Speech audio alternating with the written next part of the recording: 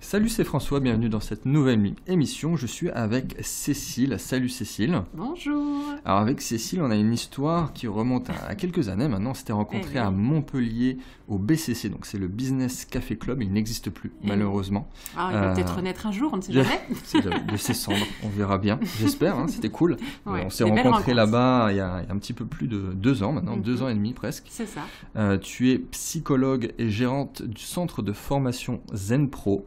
Donc je vais te laisser te présenter en quelques mots. Est-ce que tu peux nous faire part de ton parcours et de ta situation professionnelle? Oui, alors, en fait, au départ, effectivement, je suis psychologue de formation et de cœur, et j'ai envie de dire qu'après, mon métier de psychologue s'est vraiment diffusé dans plein d'autres activités professionnelles, puisque je ne fais pas que du cabinet en individuel, même si j'en fais toujours. J'ai beaucoup de plaisir à former d'autres professionnels, justement, par le centre de formation Zen Pro. Des coachs, des thérapeutes, des psychologues, à des outils pratiques, tout ce qui m'a manqué moi en fait quand je suis sortie de mes études, quoi. Donc voilà. Ça va faire, on en a parlé juste avant l'émission, ça va faire 10 ans. Ouais, ça fait, alors moi à mon compte ça fait même plus que ça, mais le centre de formation ça fait 10 ans, mais alors moi j'ai pas calculé, ça commence à dater, ça peut faire une quinzaine. Est-ce que tu veux vraiment en parler? Voilà. Ok, 10-15 ans. Je suis à mon compte et derrière voilà une dizaine d'années qu'on forme avec le centre de formation Zen Pro à Montpellier et en ligne, parce que notre but c'était vraiment d'aider le maximum de monde et avec des nouvelles technologies. Donc si je devais me définir aussi, je suis très branchée Internet, hein, donc du coup ces interviews-là, ça me gêne pas. Je suis très à l'aise avec les nouvelles technologies, la diffusion au plus grand nombre. Donc bonjour à tous qui êtes à tous les coins de la planète. J'adore bien ça. Sûr, oui. En plus, je l'ai pas mentionné. Bon, Cécile, tu étais intervenue à mon tout premier séminaire à Montpellier. C'était vraiment une grande réussite. J'avais pas mal de gens qui m'avaient fait part de ta prestation. Donc on va parler beaucoup coaching, psychologie. Dans l'idée, c'est que moi, je fasse part ça de toi parce que j'ai du recul par rapport à ce que tu fais aussi. J'ai lu plusieurs de tes livres. Donc, est-ce que tu voudrais commencer par un conseil concret, peut-être pour ceux qui veulent être aidés, être accompagnés, qui se posent la question, qui voudraient être coachés? Bon, ça reste un grand terme, c'est pas forcément un terme qui plaît à tout le monde, même moi le premier, coach. Donc voilà, je te laisse la parole. Alors, pour tout dire, on a hésité très longtemps avec le mot coach aussi, former des coachs, mais quelque part, le mot qui regroupait la principale compétence de tous les professionnels de l'accompagnement, l'approche de coaching, c'est ça qui me semble intéressante. Et donc, le premier conseil, puisque c'est la question que je donnerais aux personnes que ça tente, mais qui sont toujours un petit peu dans l'hésitation peut-être, c'est de se dire que déjà, il n'y a pas deux coachs pareils, donc c'est pas un coach qu'on cherche à une personne, une rencontre. Et c'est une approche, une énergie, une dynamique et qui répond à notre besoin du moment. Et à chaque moment de notre vie, on n'a pas forcément besoin du même coach non plus ou du même professionnel. Donc c'est déjà d'être à l'écoute de quoi j'ai besoin. La première question à se poser, c'est qu'est-ce que j'ai besoin? Est-ce que j'ai besoin de quelqu'un qui va me dire allez, bouge-toi? Est-ce que j'ai besoin de quelqu'un qui va m'écouter, juste être bienveillant parce que personne ne m'écoute jamais? Est-ce que j'ai besoin de quelqu'un qui va m'apporter de la douceur, de quoi j'ai besoin? Et après de chercher les professionnels qui correspondent à cette approche-là. Donc ça dépend aussi des caractères, ça dépend de ta situation au moment où tu veux être aidé. Il y a une chose que j'aborde souvent moi-même dans mes propres coachings, c'est les différents profils psychologiques, notamment les profils DISC que tu dois connaître. Et là, effectivement, quand on apprend à se connaître, c'est-à-dire que la connaissance de soi, ce que je dis souvent, fait aussi qu'on va apporter de la réussite dans sa vie, dans son business, et c'est super important pour moi. Est-ce que tu es d'accord là-dessus? Alors complètement, et j'ai même envie de dire que ça fait partie des principales étapes. On parle souvent d'étapes dans du coaching. Un processus en fait de coaching commence toujours par une analyse de ce que moi j'appelle très vulgairement et simplement un état des lieux, mais ça parle à tout le monde au moins, mais un état des lieux de sa personnalité, de ses envies, de ses émotions, de sa situation, un petit bilan en fait où j'en suis et approfondi. Et donc là on va dans la connaissance de soi, dans la connaissance de ses besoins beaucoup, et après dans la connaissance de ses objectifs. Et là, on commence à entrer dans du coaching. Et c'est là que ça devient différent, par exemple, de la thérapie. Qu'est-ce que je veux une fois que j'ai fait cette connaissance? Parce que la connaissance, on l'a aussi un peu dans la thérapie. Alors qu'en thérapie, on n'a pas forcément un objectif. Alors qu'en coaching, oui, on part d'un objectif. Donc c'est vraiment un point de départ de tout coaching. C'est on apprend à se connaître et après on identifie qu'est-ce que je veux maintenant, une fois que je sais où je suis, où je veux aller en fait. Et qu'est-ce que tu conseilles à une personne qui peut-être se pose des questions, qui n'est jamais passée à l'action, qui n'a jamais été coachée et qui ressent peut-être le besoin? Est-ce que tu as peut-être des ressources à partager, gratuites, payantes, un livre, une personne en particulier, toi, qui t'a inspiré dans ton parcours?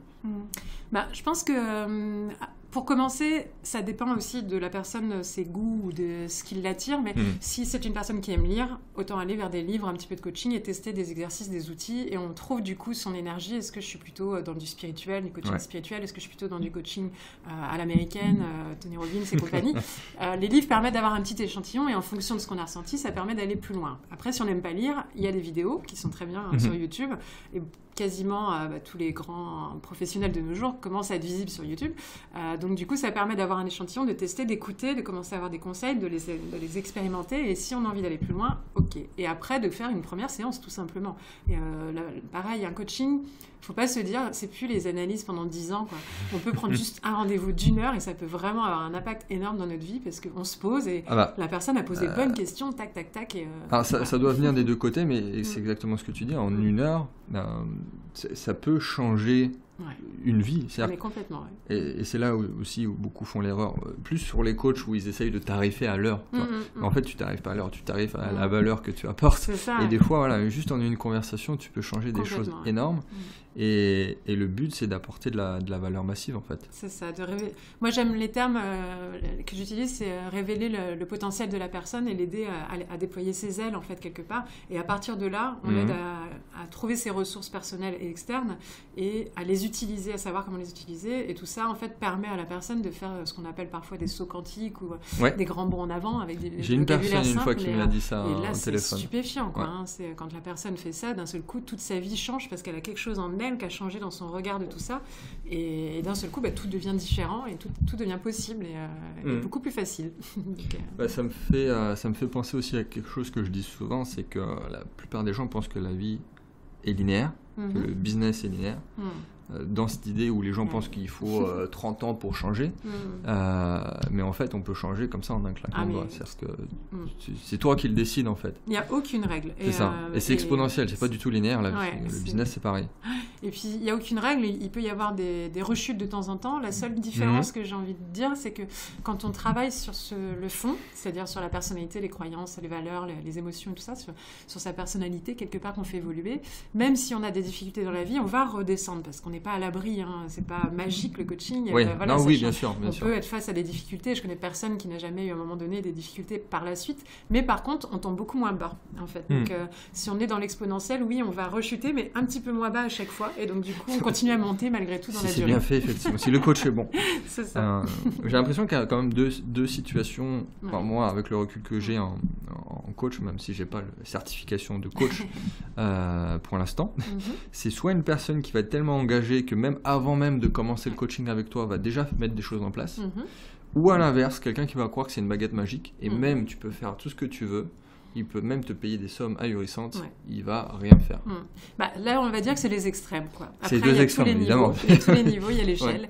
Mais dans l'extrême, moi, personnellement, je continue à être coachée. Donc, moi, je pense que c'est un outil utile tout au long de sa vie. Et les plus grands l'ont très bien compris. Exactement. Les plus grands de la planète sont coachés. Et pas besoin d'aller mal pour être coaché, en fait. Le coacher, c'est toujours se dire comment je peux aller encore vers le plus, comment je peux surmonter telle difficulté, à chaque moment de la vie, on a quelque chose. Même quand ça va bien, ça fait du bien d'être coaché. Donc, juste se poser et se renforcer sa confiance et ses choix, sa gratitude, ça fait du bien dans tous les cas. Après, effectivement, la personne, elle doit à la fois en avoir envie, et donc si elle n'en a pas envie, il y en a, ils viennent, et ils viennent un peu pour les autres, ou pour prouver, vous voyez, j'ai tout fait et ça ne marche pas, mais ils n'ont pas vraiment envie de changer. Donc ça, effectivement, ça devient les personnes qui viennent et qui pourraient payer plein d'argent, mais qui n'y arriveront pas. En revanche, il y a beaucoup de personnes qui aimeraient y arriver, qui n'y arrivent pas. Et là, c'est plus parce qu'il y a un problème, ce que j'appelle d'auto-sabotage. Et donc là, c'est un réel travail à faire limite, sur ça. On peut passer cette limite. Et là, c'est avant n'importe quel autre objectif, travailler sur l'auto-sabotage, sur la fameuse question que je vérifie très rapidement quand je vois qu'on tourne en rond en à peine une séance. Ça se voit tout de suite. C'est est-ce que je mérite le bonheur? Est-ce que je mérite de réussir? Est-ce que je mérite de... Et la personne, si elle n'arrive pas à dire oui spontanément, c'est que déjà, automatiquement, il y a un auto-sabotage. Est-ce que tu penses mériter d'être heureux, toi? Et bien si la personne me dit ça peut paraître bateau comme question. Et pourtant c'est pas si simple, et pour certains c'est une évidence, oui, et ils se disent mais pourquoi tu me poses la question, tout le monde? Et non, pour d'autres non, pour d'autres c'est impossible de répondre oui, ils n'arrivent pas à répondre oui, et là on commence par travailler sur l'auto-sabotage.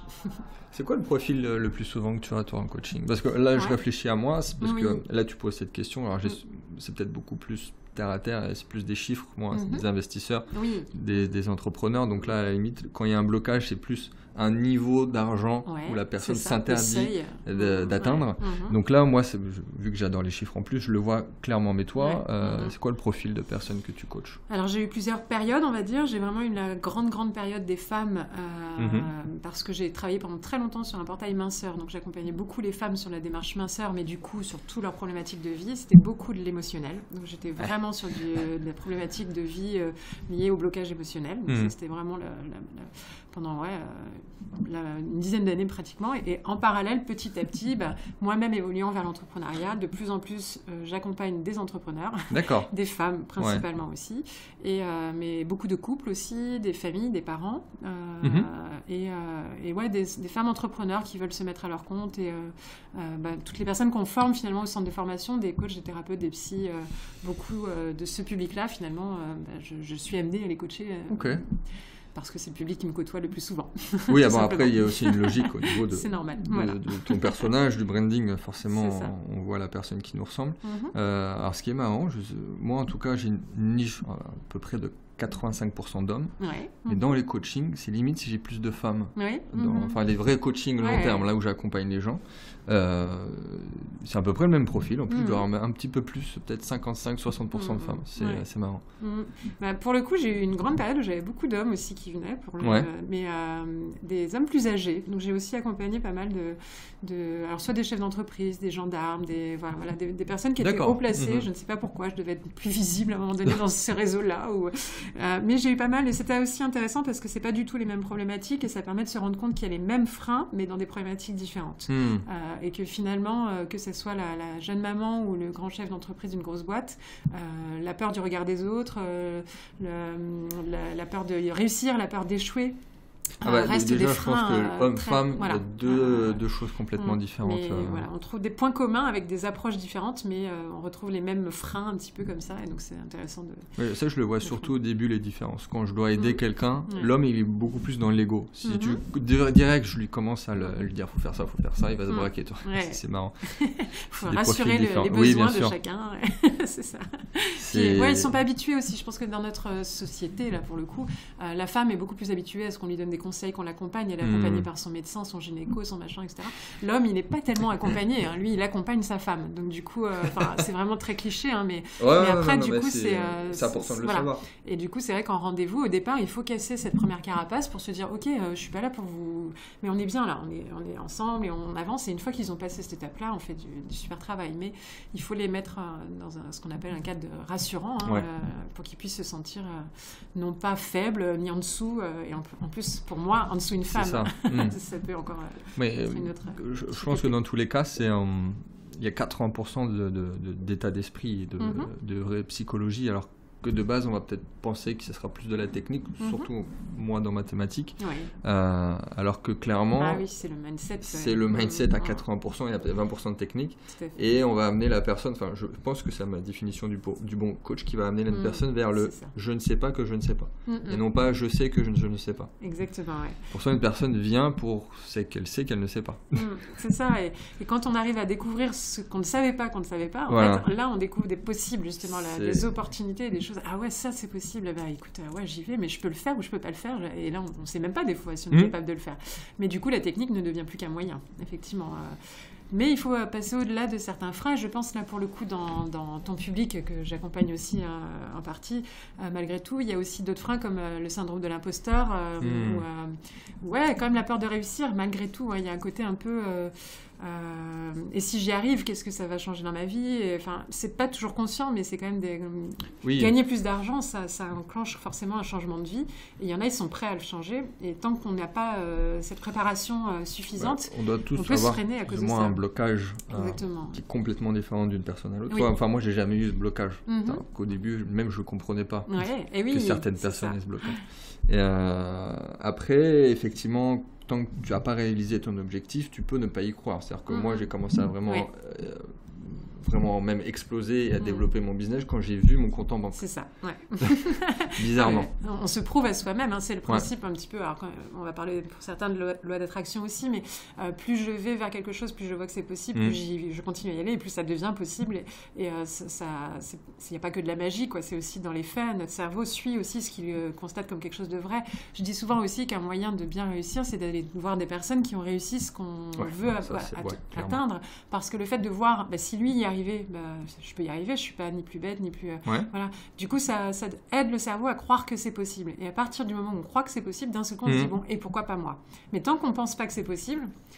c'est difficile de passer à l'action. Et pour beaucoup, il y a toute cette étape-là de mindset de la réussite. Est-ce que tu as peut-être des techniques? Alors, je sais que tu es une lève-tôt comme pas possible, donc ça va peut-être parler à certains qui ont lu le livre Miracle Morning, qui font le Savers, pour ceux qui connaissent le terme. Est-ce que pour toi, tu as des conseils à donner? Je sais qu'il ne faut pas appliquer la même chose à tout le monde, mais quelque chose peut-être... Peut-être un des savers peut-être qui marche le mieux pour toi.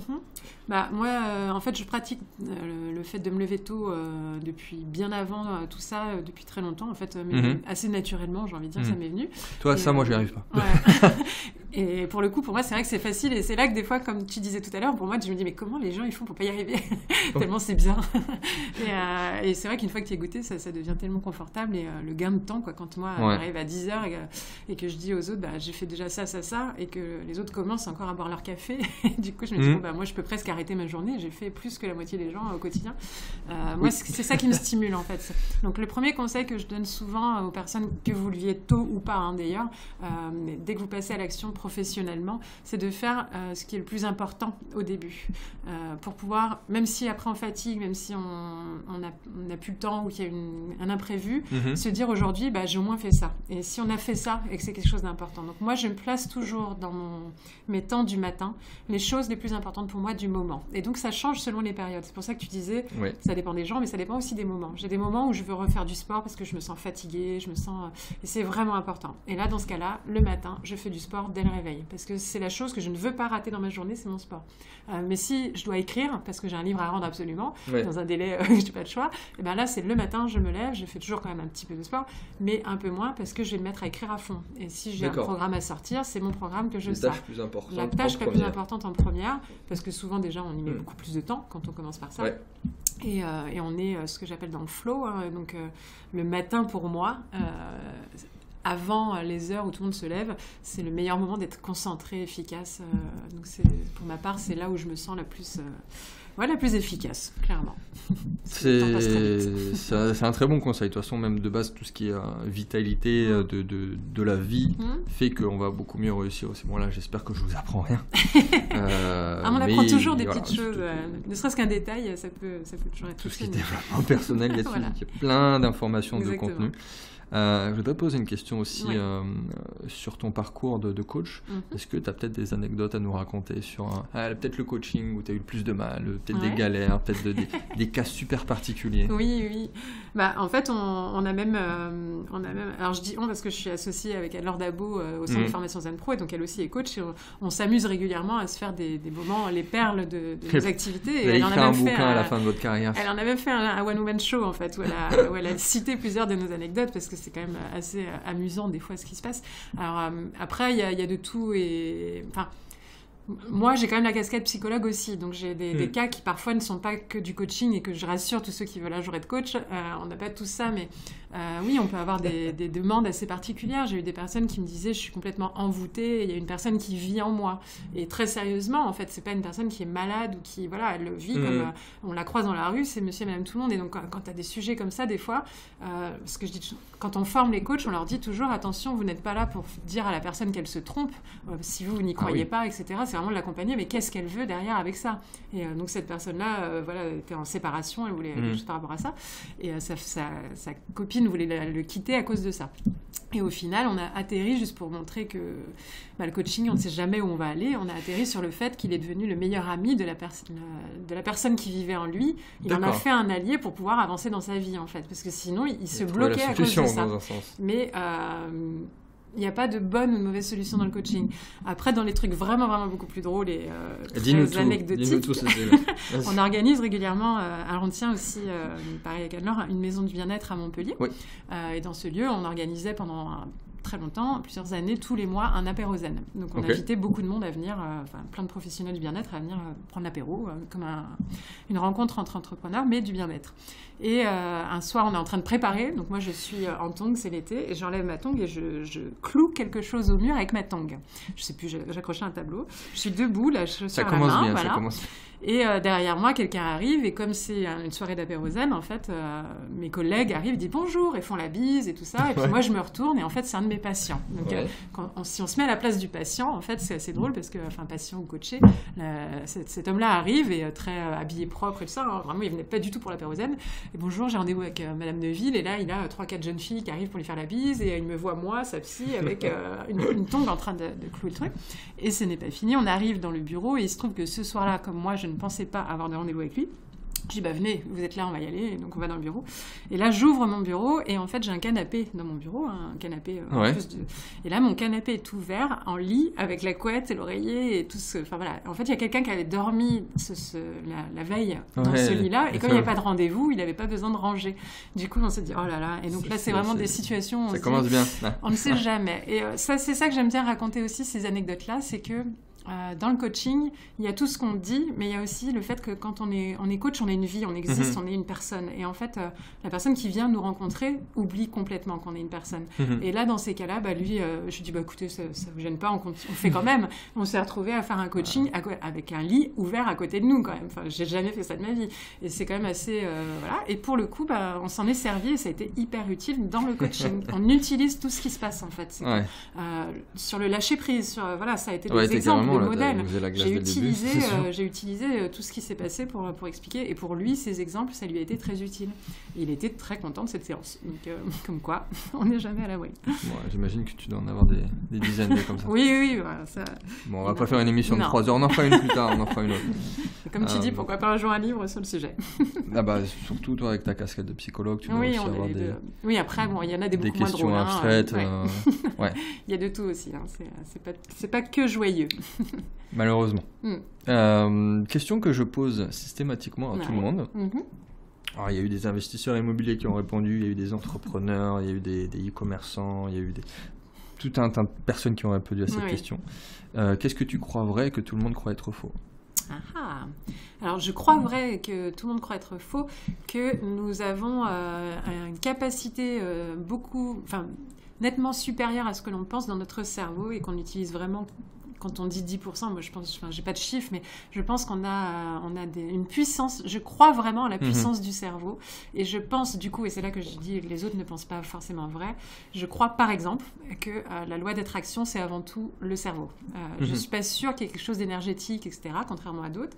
Peut-être que ça existe, j'avoue que je ne suis pas contre, mais la première de mes croyances, c'est que tout est dans le cerveau, en fait. C'est qu'on provoque nous-mêmes par nos croyances, nos idées et tout le fonctionnement du cerveau que j'ai appris à découvrir petit à petit, l'impact de tout ce qu'on est capable de faire avec notre cerveau, voire même qu'on peut se rendre malade, etc. Pour avoir fait aussi de l'hypnose, j'ai été tellement bluffée avec mes formations d'hypnose sur les capacités auxquelles moi je ne croyais pas au départ, de voir des gens se brûler sans feu, de voir des choses, de voir une cloque sur une main, sur une poignée de porte froide en pensant qu'elle est chaude. Donc là tu te dis c'est le cerveau qui contrôle, c'est pas la poignée, c'est pas quelqu'un qui lui a fait quelque chose. Donc la puissance du cerveau, moi, une de mes plus grandes croyances de ma vie, c'est la capacité de nos cerveaux, et j'aimerais contribuer au fait que les gens en aient conscience et que du coup on puisse l'utiliser pour se dire que tu parlais du mindset, mais c'est ça, quoi. Pour moi, tout est dans le cerveau, quoi. Très belle réponse. Merci Cécile. Est-ce que tu voudrais rajouter quelque chose pour conclure cette émission ? Où est-ce qu'on peut te retrouver peut-être ? Juste avant, le fait d'avoir parlé du cerveau, ça me renvoie quand même au fait que, en tant que coach ou que psy, peu importe, dans ma casquette ou formatrice, un des points importants sur lequel j'insiste aussi, c'est l'hygiène de vie, la santé, la vitalité, l'alimentation, le sommeil, boire de l'eau, etc. Pour moi, c'est vraiment... ce cerveau ne peut pas fonctionner s'il n'est pas bien alimenté et bien accompagné. Donc, avant tout, c'est aussi prendre soin de son corps. C'est pas que prendre soin de son état d'esprit. Donc, quelque part, tu as quelqu'un qui veut gagner de l'argent, qui veut aller dans l'immobilier, peu importe les projets... prendre soin de son corps pour prendre soin de son esprit, pour après pouvoir réussir professionnellement. Tu vois, c'est comme ça que pour moi ça fonctionne. Voilà, si je devais faire une synthèse, je pense que c'est ouais, là je valide complètement. Je suis en train de préparer une intervention que je vais donner en immersion et je conclus par ça. Genre, vraiment, il y a un atelier, il y a un module sur la vitalité. C'est ça. Tout ce qui tourne autour, tout ce que j'ai appris ces derniers mois, ces dernières années. Et forcément, tu peux rien faire. S'il n'y a pas le corps qui suit, tu peux rien faire. Exactement. Et après, où on peut me retrouver, moi, principalement, c'est vrai que je suis plutôt sur Facebook ou sur les réseaux sociaux. Bon, à Montpellier, j'y suis, mais en fait, je pourrais dire que je suis à la maison de bien-être, mais en fait, j'y suis tellement peu que j'aime bien voyager, aller à droite, à gauche, je ne suis pas tellement présente physiquement, donc c'est vraiment plus par les réseaux sociaux. Par contre, je suis très accessible, donc il suffit de me connecter par Facebook et je réponds à tout le monde. On essaie de mettre quelques liens dans la description, en tout cas. Voilà. Et sinon, sur le site de formation, c'est plutôt le centre de formation Zenpro. On est avec grand plaisir si vous voulez aller voir le travail de Cécile, ce qu'elle propose. Donc peut-être à très bientôt. Avec plaisir. Et encore merci d'être venu ici. Et bravo à toi pour ce beau projet, encore une fois. Ciao, ciao. Salut.